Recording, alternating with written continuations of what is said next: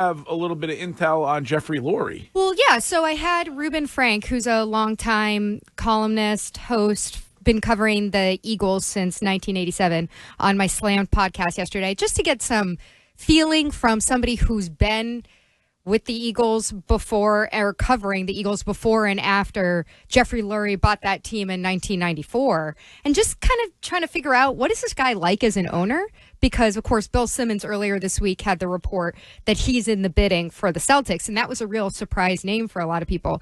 What's interesting to me is everybody knows this guy now is a Boston sports fan. He grew up around here, went to high school in Cambridge, went to 3 different schools. To Babson and Brandeis, BU, and Clark University. Okay. And so grew up in Newton, or did he start Chestnut Hill? Okay, yeah, Chestnut Hill. So I don't know if that's Newton or Brookline. I feel like we always get go back and forth, trapped in geography.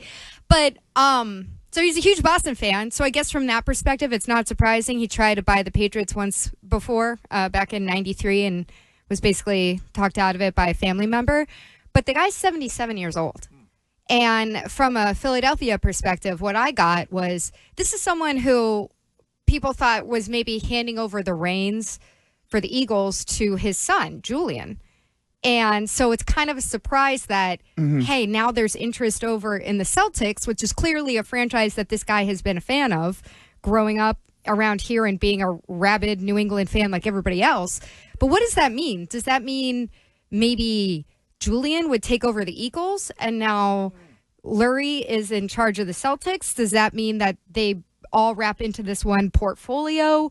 Does that mean that this guy, who apparently Jeffrey Lurie, is a very active owner with the Eagles, not meddling, but very, he puts in a ton of face time, kind of like great Robert for Kraft. 77, by the way. He doesn't look like he's 77 years old. It's that rich stuff. I feel like he would at least, he's not a carpetbagger in the carpetbagger sense like a Bezos is a carpetbagger.